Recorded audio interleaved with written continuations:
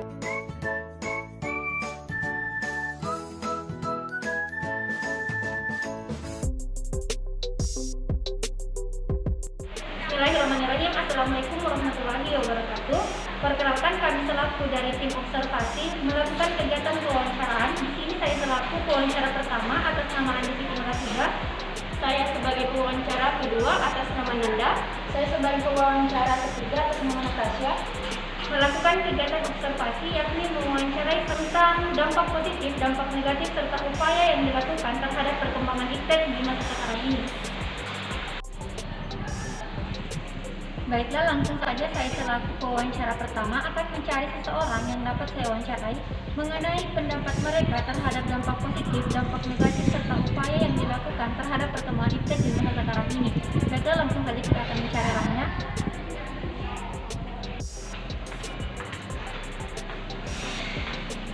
Baiklah, di sini saya telah mendapatkan seseorang yang bisa saya wawancarai. Mohon maaf sebelumnya kalau mengganggu waktunya. Boleh Bapak perkenalkan siapa namanya? Perkenalkan, nama saya Rizkani. Saya dari Perbankan SPA semester 3.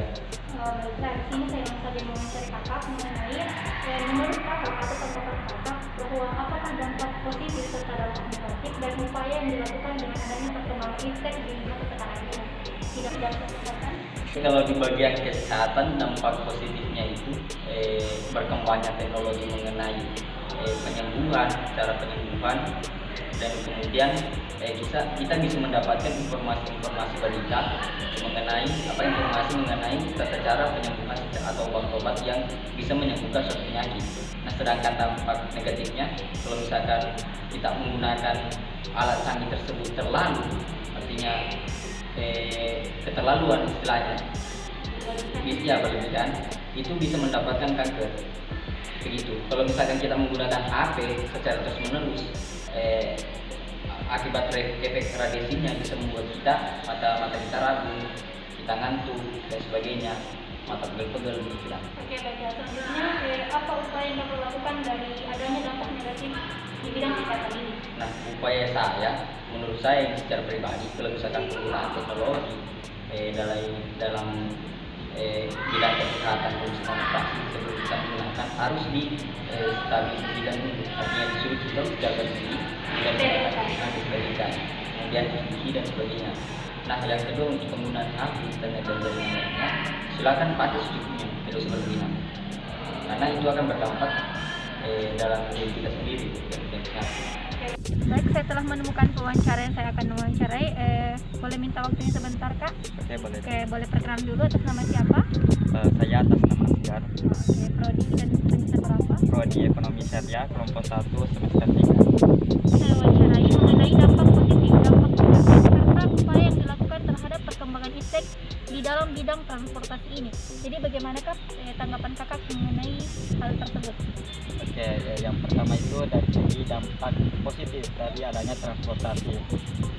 Yang pertama itu yang paling utama jaraknya yang dimana kalau jaraknya jauh itu bisa menjadi dekat karena adanya alat transportasi. Kita bisa dibawa kemana-mana dari tempat A menjadi ke tempat B dan lain seperti itu. Kemudian dari segi negatifnya itu karena banyaknya transportasi, banyak pengendara, maka banyak polusi yang kemana-mana ketika di jalan, kemudian debu yang berterbangan otomatis akan mengganggu kesehatan kita. Oke, selanjutnya apakah upaya yang kakak lakukan terhadap dampak negatif dari perkembangan iptek di bidang transportasi ini? Oke, seminimalnya itu mungkin kita bisa menggunakan alat-alat yang ramah lingkungan, maksudnya seperti biogas yang ramah lingkungan, agar lingkungan ini kita bisa terjaga dengan baik seperti itu. Oke, baiklah, selanjutnya mengenai bagaimana dampak positif, dampak negatif, serta upaya yang kakak lakukan terhadap perkembangan iptek di bidang industri ini. Oke, yang pertama itu di bidang positifnya dari perkembangan iptek di bidang industri. Sebenarnya industri ini cukup bagus, cukup positif juga karena dengan adanya atau dengan dibangunnya industri-industri, maka itu bisa menarik banyak lowongan pekerjaan, terutama bagi orang-orang yang menganggur atau tidak mempunyai pekerjaan. Nah, yang kedua dari sisi negatifnya itu karena otomatis kalau industri kan biasanya memproduksi barang-barang. Nah, otomatis itu mengeluarkan limbah. Nah, limbahnya ini kalau tidak dijaga dengan baik, maka ini akan merusak lingkungan sekitar. Oke, selanjutnya upayanya untuk mengurangi limbah tersebut dikelola dengan bagaimana? Oke, kalau terkait dengan antisipasi atau menanggulangi dari dampak negatif ini, dengan adanya limbah itu kita bisa kelola dengan baik, seperti menjadikan limbah-limbah itu sebagai kita jadikan suatu pupuk, sehingga itu bisa bermanfaat lagi ke kegiatan-kegiatan yang lain. Baiklah, selanjutnya saya telah menemui orang yang bisa saya wawancarai mengenai dampak positif, dampak negatif, serta upaya yang dilakukan dalam bidang informasi dan komunikasi. Jadi bagaimana tanggapan kakak mengenai dampak positif, negatif, serta upaya di perkembangan IPTEK untuk sekarang dalam bidang informasi dan komunikasi?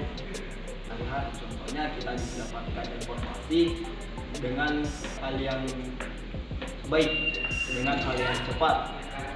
Kita juga dapat komunikasi melalui jarak jauh, tidak komunikasi lagi dengan jarak dekat. Disitulah dampak positifnya. Tapi mengenai dampak negatifnya itu, banyak kalangan masyarakat awam yang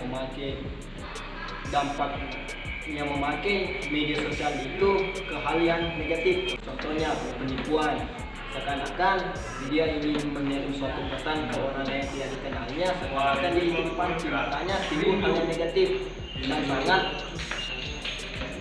merasa dirugikan oleh masyarakat umumnya, karena orang yang tidak paham tentang ilmu teknologi dan informasi komunikasi itu, seakan-akan masyarakat yang tidak memahami itu percaya langsung.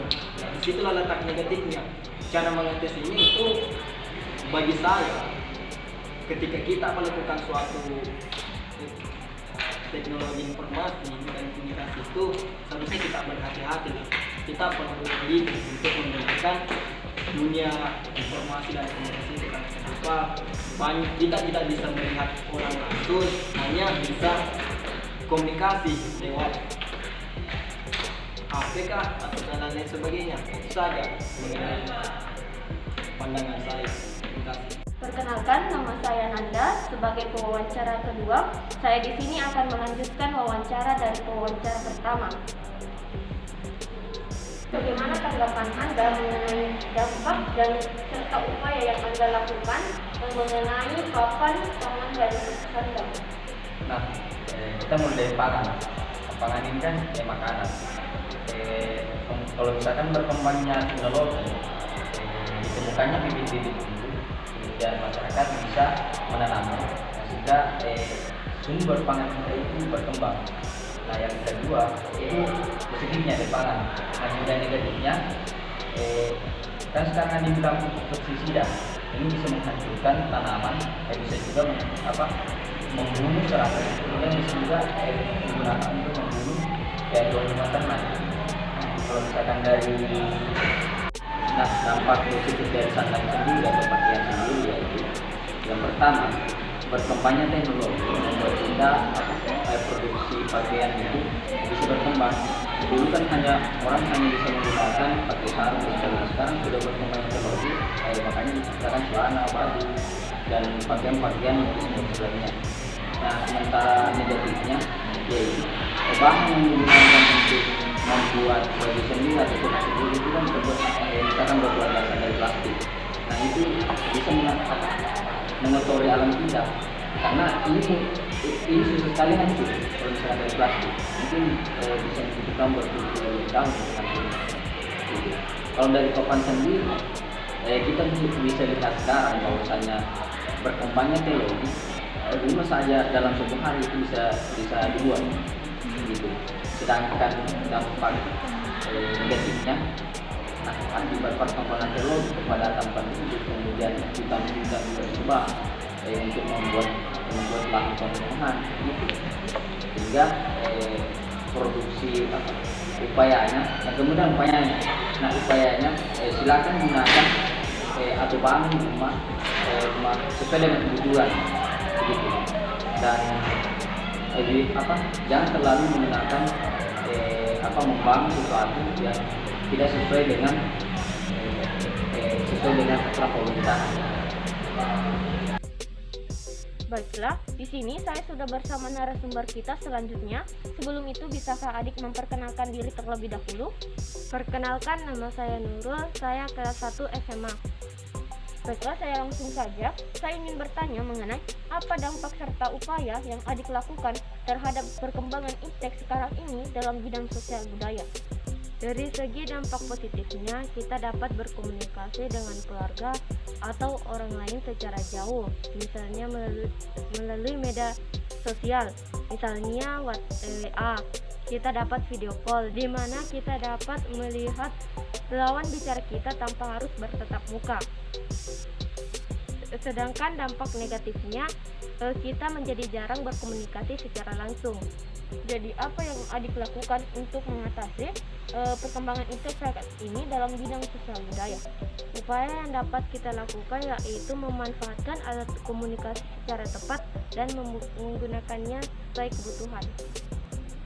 Baiklah, selanjutnya saya ingin bertanya apa dampak dan serta upaya yang adik lakukan terhadap perkembangan iptek dalam bidang pendidikan. Dampak positifnya misalnya sekarang ini sekolah-sekolah melakukan pembelajaran secara online yang memudahkan pelajar berkomunikasi tanpa harus bertatap muka, dan banyaknya aplikasi-aplikasi yang dapat menjadi media pembelajaran. Sedangkan dampak negatifnya, para pelajar kurang memahami materi yang diberikan dan banyaknya situs-situs yang tidak mendidik.